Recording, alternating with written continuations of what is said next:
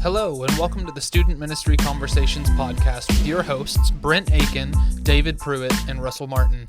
This podcast is all about equipping, encouraging, and inspiring youth pastors weekly with topics that are brought to the table by youth pastors from all over the world. And now, here's your host for this week, Brent Aiken. Hey, and welcome to the podcast. If this is your first time listening to us, we want to welcome you and invite you over to our website, studentministryconversations.org, where you can find all of our previous episodes, show notes, and blog articles. Our goal is that you are inspired, encouraged, and the things that you hear on this podcast can equip you to be a better student pastor for the church that you're serving in. So today, I'm actually just doing an in-house podcast with David, one of the other co-hosts. So we kind of started talking. This is being recorded the week after Thanksgiving. David, with Thanksgiving and like being thankful for things and moving into the season of Christmas and being more thankful for more things, it kind of made me have the conversation with you that we kind of came up with was, what would we have been thankful knowing earlier? And so with that being said, David and I have both been in youth ministry for over 10 years. David outranks me in age experience a little bit, but it is something that we've both been in youth ministry for over 10 years now. And there are definitely some things that we have learned the hard way. There are definitely some things that we have still not learned. And there are definitely some things that we wish we would have known earlier. And so, David, let's just spend some time talking about that. I'm sure I can come up with some interesting conversation because, man, I don't know about you. There are some super, super blunders in my past. And a lot of it can go in a lot of different areas. So why don't we just start with you and let's throw one out that we can kind of talk about. Well, the first one I think about is a conversation that we all had together as podcast hosts and we joked about making the episode about this, but don't do dumb things. I think that's a great place to start because, the thing I think about a lot is in youth ministry, especially back in the old days, it's not so much this now. I feel like people are kind of understanding that youth ministry is so much more. But I remember being recruited and, especially to be fair, I was recruited at 13. But the thing that people talked a lot about isn't youth ministry just pizza and video games? It's supposed to be fun, right? It's supposed to be, we get up there and we play a game and we do a lot of stupid stuff, but not like get in trouble stupid stuff. But like there's whole podcasts dedicated to the craziest I was about to bring that up. Right? I mean, like I like some of the things that I hear there of like you got to be, there's a little bit of common sense, right? Apparently not. So let's talk about that. So that podcast that he's referencing, I believe, is called the YG Chronicles. That's exactly the one. It is basically a Instagram show, and I think it's a podcast as well, to where literally you can submit your worst youth ministry moments and they will read them anonymously on their podcast. And I have been an avid listener and watcher of, I watch their Instagram shorts a lot more than I listen to the episodes. But with that being said, there are some that I'm just like, oh my word, how are you alive? Number one, do you have a job? Number two, but do you have a job? Number two, and then three, are you going to be employed anywhere else for that stellar decision making? But I think that's something that I wish that it was something that we could say is kind of going out the door, but it seems to be just as rampant today as it was 10 years ago. Don't do stupid things, guys. Like, if you are listening to this episode and you have a really, really dumb idea that's coming up that like you haven't passed with other people, please, please, please talk to other people. We're in this together, and that also means that we can save you from getting fired. So with that being said, if it's not us, find local youth pastors in your community that you can talk to, because when you talk to those other youth pastors in the community and tell them your ideas, hopefully they will be like, yeah, no, or hey, I love the idea, but like Let's scale it back a little let's bit. take the live snakes out of the illustration or something to that nature. Like Wait, are we not supposed to it do that? yeah, no, exactly. So, but I think that comes into another kind of direction to take that um topic of things that I wish I had known at the beginning, and you kind of mentioned it just a second ago. I wish I had known earlier that youth ministry is not just games and pizza. Mm, Because I get a lot of, I guess, surprised looks nowadays when I am talking to youth pastors and they're like, "Hey, what's your thing? Like what games are y'all doing? What activities are you doing?" And I'm like, "We don't do games neither do we. at all. Like we have one fun activity a month, and it is on a night separate than our youth program. Our youth program is they show up, and if they come early, they can hang out. We have pool tables Yeah, and a ping pong table and stuff like that, but there are no organized games. They hang out till worship starts. We do worship. We go straight into our lessons. We go into small group, and we're done. same. Um, and so, with that being said, like kids want that. They want the disciple making aspect of Mhm. youth ministry, um, and those are the kids that are going to stick, and those are the kids that are going to take it seriously. And so I would much rather take my group of 20 high schoolers that are there for no other reason than to learn more about Jesus and worship than 100, 200, 300 that are there because you're giving away a free Xbox. And I know the argument and the conversation can jump in of like, oh, well, like it, no, it's because like evangelism, we're getting more kids in the doors and everything like that. I, if that's your church, great. But my mentality and my focus for ministry, and I believe I said this in a podcast not too long ago, has definitely shifted over the past 3 to 5 years to where my job is not to bring and evangelize all the youth students in my neighborhoods or in my community. My job is to equip the students I have to do that. Yeah, And so when I'm training and building up leaders to go into their schools and go into their communities, they are the ones that are talking through the gospel, and they are the ones that are bringing Jesus into the places that I can't go, and they are the ones that are doing all of the work of the kingdom. I'm just doing my job equipping them to do it. And now I this happened yesterday. I had a youth student that was like, "Hey, so and so is with me, and they're asking some great questions, but I don't feel like I can answer them. So you're in a group chat with her, me, and you. Ask away." And basically, she just started asking questions, and I answered every question that she had, and I gave her evidence biblically and on answering her questions and everything else. But I didn't do any of the initial conversations.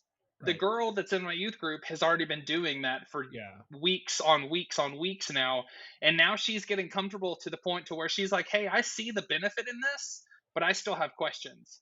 And so youth ministry is so much more than games and pizza. Please, please, please, if you spend more time planning the game for your Wednesday night than you do planning your lesson, you're doing it wrong. yeah. And I cannot stress that enough. And I this could jump into a conversation really, really quickly, or an assumption really, really quickly, where you're like, "Oh, well, Brent doesn't like curriculum because that's all planned out for you, and you don't have to." No, curriculum is a tool to help you prepare a order in a sequence to where you're going. Hmm. And so use curriculum. That's totally fine. There's probably people out there that are smarter than you, that have more experience than you, that are writing some great stuff. But that doesn't mean that you download a year's worth of content from one of the download youth ministry or whatever, and then you just literally plug and play and use it each week without looking at it. You still need to adapt it to your youth group. You need to pray over it. You need to be looking into seeing how this benefits and how this advances your group of kids specifically. Um, it's super super important, because without that intentionality and that focus behind what you're doing, you don't know where your kids are going to go. You don't have any direction on where you're headed. You just have something to fill the spot for the teaching of the week, and we need to be really really intentional on the scope and sequence that we're teaching. We need to have a point A, and we need to know where point B is on getting them there. And Yeah. so having a game plan and having that action is super, super important. And your kids want it. I guarantee you, if you start feeding them the gospel, feeding them scripture, feeding them through allowing them to closely connect with God and closely connect with the Spirit through worship and everything else that you're doing, and you remove the fluff, they're not going to do anything. Now, granted, there might be a transition period of like, oh, well, we used to play games all the time and now we don't do any. I'm not saying like cold turkey cut it this week, but I'm Mhm. saying if you did like 7 games and then a 7 minute lesson, maybe you do a 10-minute lesson and you play 5 games and then you start navigating that back Yeah. into the middle. So, Well, yeah, and I would add to that because I think you said all that really, really well. I think something to remember, um, and if you're the kind of person to take notes, write this down. What you win them with is what you win them to, and that's so vital to your ministry. If you spend more time playing games, that's what you want them to. That church is just fun and games and stuff like that. But what happens when they graduate high school and all of a sudden they're thrown into a small group with a bunch of young adults who are talking about adulting things and they're like, whoa, this isn't fun. And they walk right back out yeah, the door. We are yeah, losing people outside of our domain who want nothing to do with church because they bought what they thought church was supposed to be was a lie. Now, I'm not saying that playing games is a total lie and you're like losing people to the kingdom, but we have to be really careful that if it's all about giveaways and games and flashy fluff stuff, they're going to get a really, really rude awakening when they leave and they try to figure out what being an adult Christian looks like and modeling that for their future families and stuff like that. It's going to rock their worlds. And are we ready for that? Are they ready for that? Are we doing a good job equipping? Because that's the most important job that any of us can have.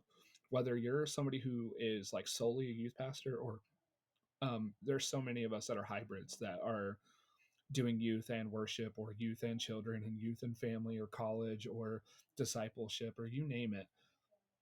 The number one job that we have is to make disciples. Matthew 28. So what you win them with is what you're going to win them to. And I yeah, would much rather see these students be won with the gospel and actually equipped to go out there and make disciples. Another point that I heard, um, we recently went to the Right Now Media Conference in Dallas. Sorry, my voice is I've been sick for like the last week. Always great. But one of the things that he had talked about at the conference is that if we're not careful, we're going to lose the whole like the next generation because we're so focused on trying to win them through relevancy, and it's like we're totally losing the narrative of Jesus. It's like we're doing all these things for God instead of with God, and it's yeah, there's so much that could get lost. So man, if you're especially if you're new to youth ministry, but even if you're not, it's never too late to start strategizing. And I guess back to the point of don't do dumb things, have a good leadership team around you. Sometimes it's hard to have good youth pastors in your area. I know there are whole places where, we're really, really fortunate that Brent lives down the road from me about an hour and a half away. And the network that we have just from our church camp buddies, as well as just the network of youth pastors in Snyder and Abilene, where he's at, like, is incredible, but that's not always the case. I know there are places where you may be it. You may be the only youth pastor, or none of the other youth pastors want to work with you, and that's fine. If that's where you're at, please reach out to us. Let that be an extra plug.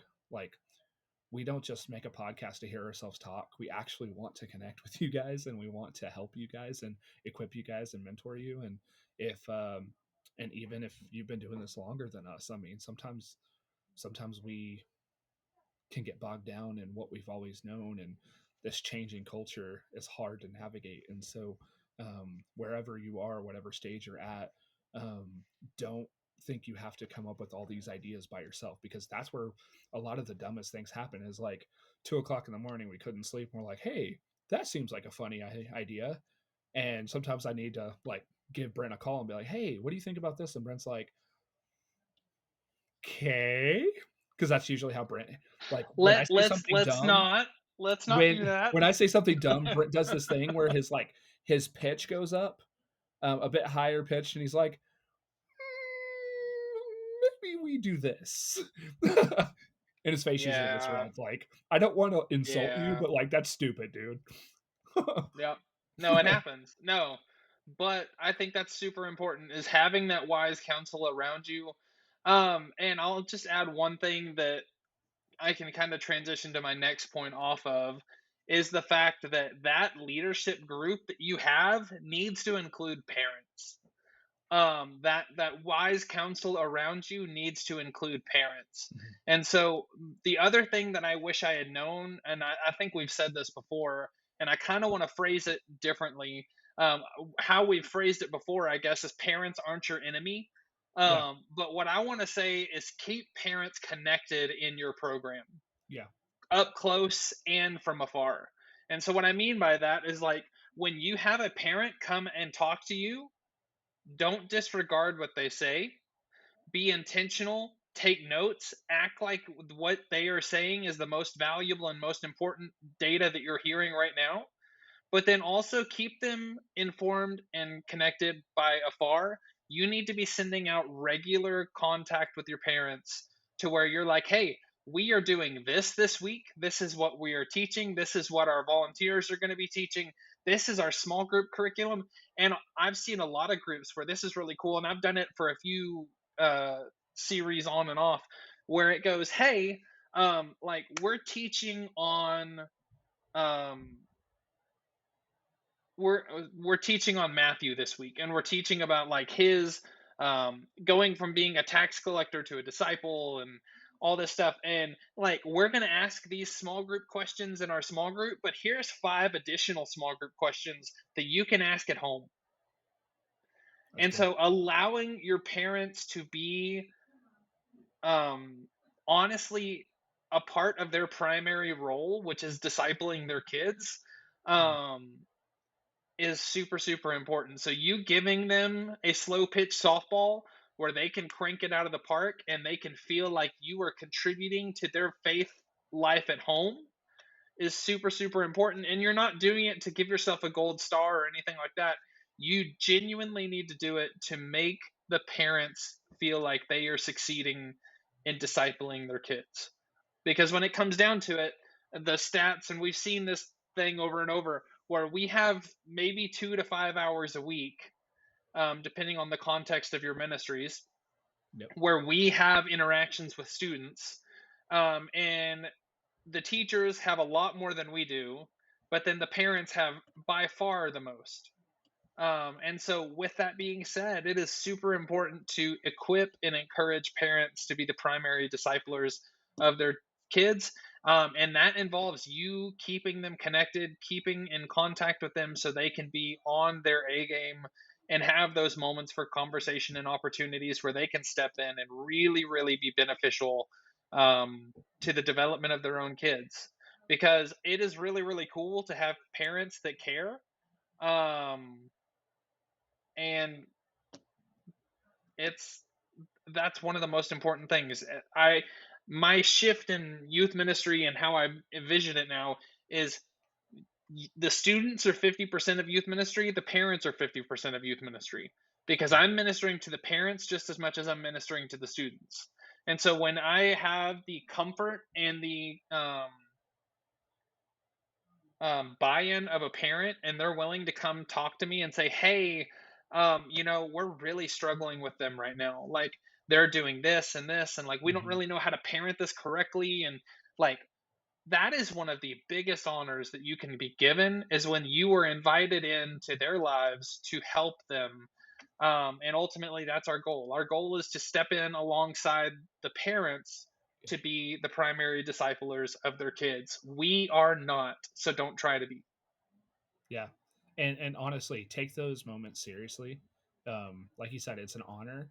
I spent a good hour and a half Sunday with a student who has really struggled to connect with her parents, and um, the conversation just went so well. But I can remember several years of just not connecting, and now they've gotten to a place where they're having good open conversations about really tough stuff. Like, this kid is really struggling with faith, and especially in today's culture, and trying to reconcile culture in the world versus faith, and having those conversations can be so hard, because it's like, I thought it was supposed to be easy. Like, I take you to church and you learn and you grow. And sometimes that's just not the case. And sometimes, especially as our students get older, they should be asking the questions like, what does God mean to me? And is this faith real to me? Or am I just living somebody else's faith? Because we say this all the time. If your student's faith is based on the senior pastor or my faith or your parents' faith, it's going to crumble. Very Yeah, few, especially in today's world where we are fed so much through our devices. um Man, it's not yeah, going to be hard to shake a foundation that's based on somebody else's faith instead of our own. And so it is so vital that we take the time to really partner with our parents when we get those opportunities, um, because, and you're not above that at all. Like, I think sometimes we fall into the trap of like, well, parents get them more, so they should be doing, and like, I have this set amount of time, especially for those that are maybe bivocational. Maybe it's hard to sketch out that extra time, but it's worth it. It's so worth it. yeah, yeah. No, very, very much. And that I could probably come up with enough to go a while, but for the sake of time, I do have one more that I wanted to cover, and then I'm sure you can throw in one to kind of One close more. us. I got one more. Yeah. Um, but with that being said, this one I wish I had known more, and I would have been thankful to know faster. Is don't be ashamed of being anxious about impacting a kid's life. And that might sound weird, but like for the first, I'd say for the first 5 years that I was in youth ministry, as stupid as it sounds, I was nervous and I was really, really anxious about sharing the gospel with kids. Hmm. That sounds really, really dumb, but I'm sure I'm not the only No. one. And so, with that being said, like, you need to like anxiety, like being nervous about stuff like that is good. I had a pastor tell me that if you ever get up and do something for the sake of Christ and you're not nervous, you need to recheck Check your heart. yourself. Yep. um because you're not doing it for the right reasons. You've shifted Hmm. yourself above Jesus, and now you think you're the best thing. And so if you don't have that like nervousness where you like before you come out and talk or like preach the gospel or have that moment where you get to lead a kid to Jesus, um, it's okay to have nerves. You're not doing it wrong. And I feel like I had that misconception very, very deep lodged in me for a long Hmm. time, where I didn't feel like I was a good youth pastor because it was nerve wracking to me to have those one on one conversations with students because I was so afraid that I was going to say the wrong thing. Hmm. But in all reality, I am going to say the wrong thing. I need to be relying on Jesus to say the right Yeah. thing. Yeah. And so now I have had multiple times in my life, and one of them in particular, um, just kind of stands out to me at the moment. With I had a girl come approach me at the end of our worship service at church camp one year, and we have the policy at our camp where if someone from the opposite sex wants to come and talk to you, that's okay, but you need to be within eyesight. Someone that Hmm. is an adult out at camp needs to be able to see you in your conversation. You can be out of earshot, but someone needs to be able to see you at all times. Hmm. And so I had kind of walked away a little bit, and I started to have this conversation. And what came out of her mouth was, my friend committed suicide and I can't get over it. And I was just Mhm. like, Words. and so I started talking and I was rambling and I wasn't making any sense and all this stuff. And I was just like, and like, I literally just stopped and took a deep breath and I said, like, under my breath, I said, God help me. And boom, words started coming out. Things started coming to my Yeah. mind that I had heard in podcast episodes or conferences or talking to with other mentors of mine that have like poured into me. And like this fluid conversation just started happening. And it was straight up because I lost the anxiety and I lost the worry of it needing to be me. And I gave it up when it came to the situation that I needed to give it up in. Mhm. And so, with that, please, please, please don't feel like you're doing a bad job because you're anxious, because you should be. And if you ever get to the point to where you're not a little nervous or like you don't have that kind of butterflies in your stomach when you're about to preach the gospel, you need to check your heart and you need to really, really work on prioritizing what you're feeling because you might find yourself in the wrong spot. Definitely. And I would add too, I think sometimes we get a misconception that leading people to Christ should be easy because it's like, well, we're pastors, right? Like that's the bread and butter. That's what we're here to do is to get people to accept Christ. But again, we're in a culture where there's a lot more pushing against faith than for. It's not Yeah, as easy as it used to be. I could tell you it was way easier to share the gospel when I was 13 than I am at 33 because now yeah, these kids have this and they're like, but my phone tells me this, and then they won't say it exactly like that, but like, well, I read on Facebook. Well, let's be honest, I watched a TikTok video that said this, and you're like, yeah. okay, let me tell This you why person on TikTok TikTok said theology. that Jesus didn't really rise from the dead. or or my favorite thing is like, what if Jesus was actually gay? Like, now we're just making, okay, anyway, I'm all good there, but what I'm saying is that this is getting harder and harder to minister in that way, and it's harder and harder to um get people there. So it may not be as Yeah, simple as, all right, pray this prayer with me and we're going to go down the Romans road, or we're going to go John 3:16, or we're going to go this way. It may take a whole season, and that might be yeah, weeks, that might be months, that might be years of just wrestling back and forth. And you have that moment, and I want to also say this, especially if you went through a season where it was like, okay, we it took us 5 years, 5 years of intense duking it out to get this kid here. And maybe that kid is no longer a kid. Maybe that kid is now, 27 years old, and you've been ministering for so long that you thought it would never happen, and it finally did. Celebrate the win. We have to be a people that celebrate the wins, um, and let your man, students see that you yeah. celebrate. Oof. Let your Celebrate. leaders, let your students see you celebrate the win. And I don't mean like a cheesy, like, yay, they accepted Christ, everybody clap and move on. I mean, throw a gosh dang party. You want to talk about having a pizza party? That's the time to do it. Like, that's the win. We had a night where two kids accepted Christ that had just started coming, and I was like, this is what we're here for. Let's celebrate. And we literally had a party the next week. And that's sometimes what we have to do, like celebrate the wins, because Yeah, man, we can get so bogged down in thinking that we're not good enough, like what Briar, or I don't know why I said Briar. Sorry, probably because Briar's right there, and he's laughing at me and nodding. Anyway, like what Brent just said, um, sometimes we think that we're not good enough, and we yeah, we beat ourselves up so much that sometimes we need to take the time to actually celebrate the win, because there's so much yeah, wins. And truthfully, more times than not, even when things feel bleak, there's more good things happening than we tend to recognize. yeah. And I'll just kind of tag onto that as an ending thing.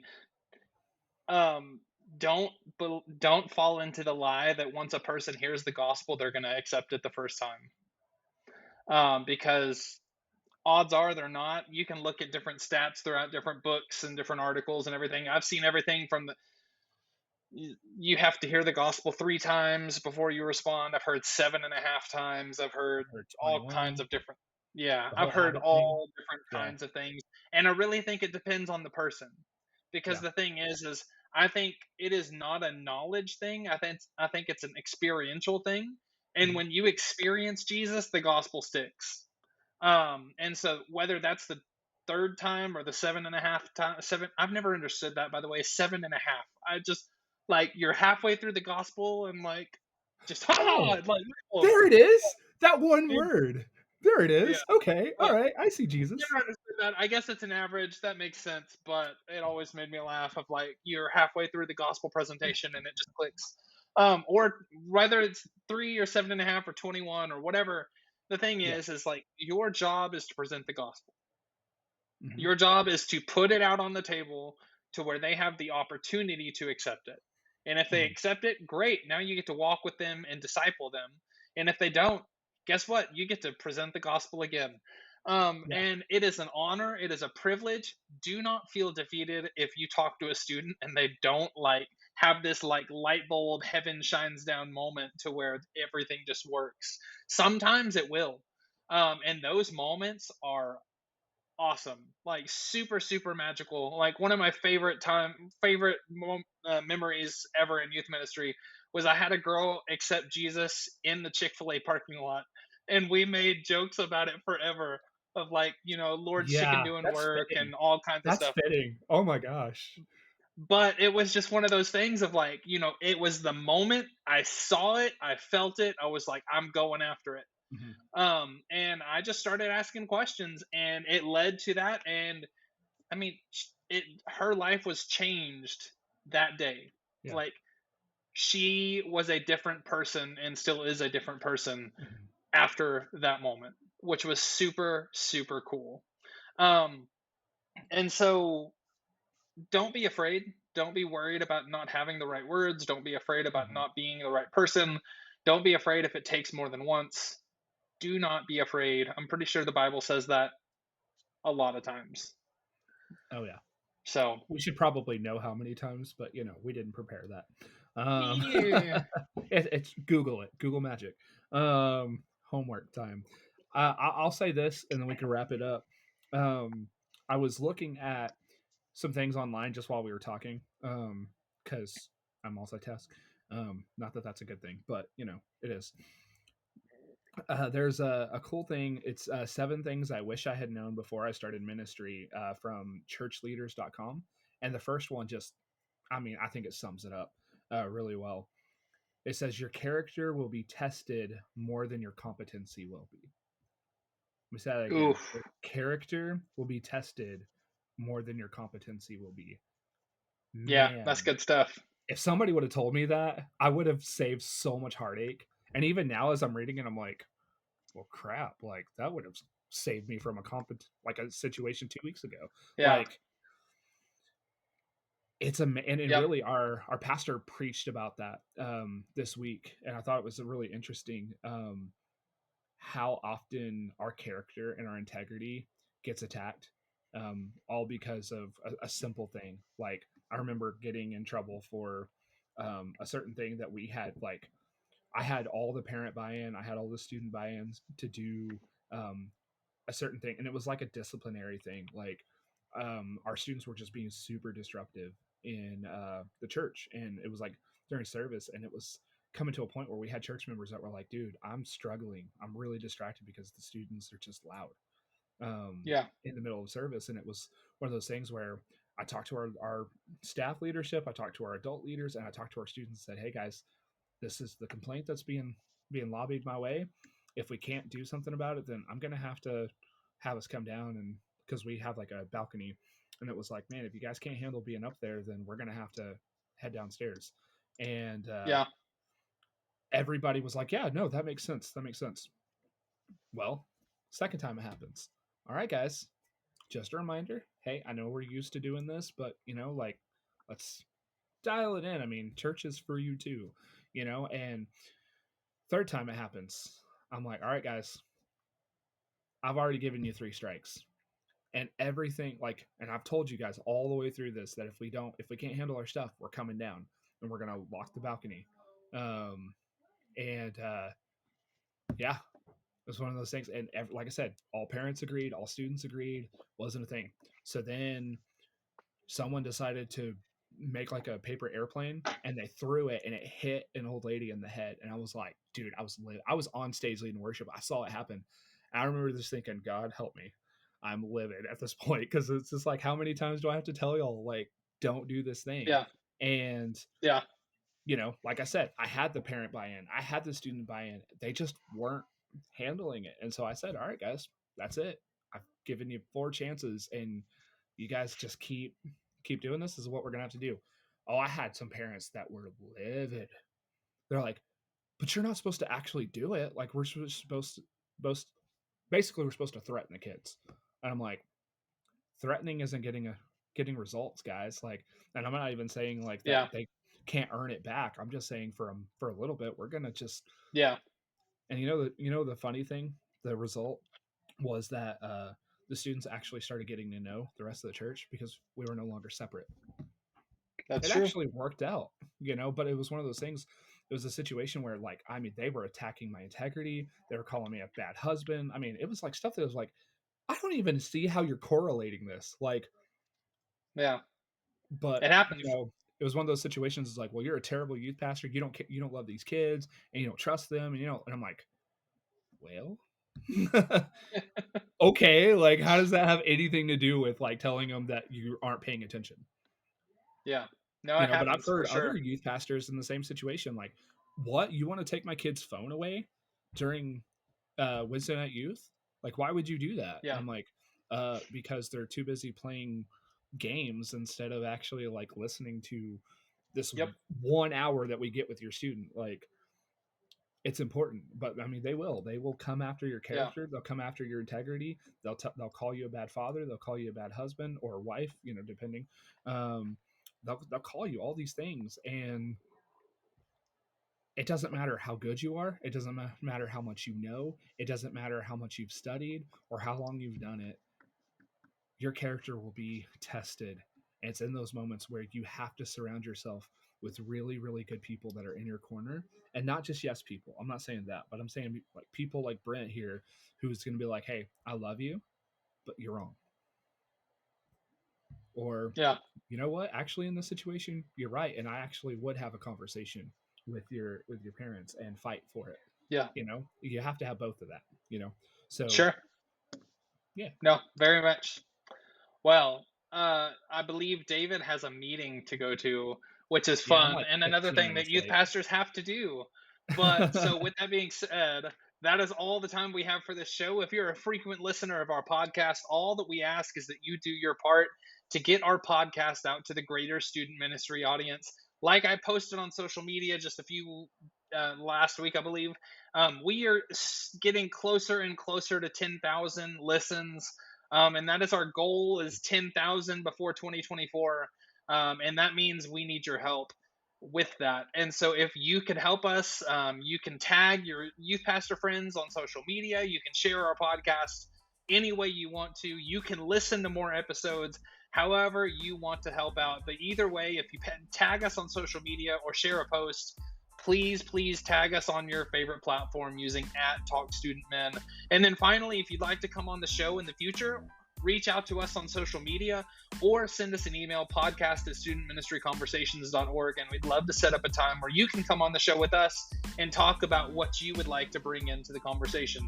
But David, as always, man, a lot of fun, great topic, great things to reflect on and see all the past failures in the past, like, oh man, that would have been really, really nice to know.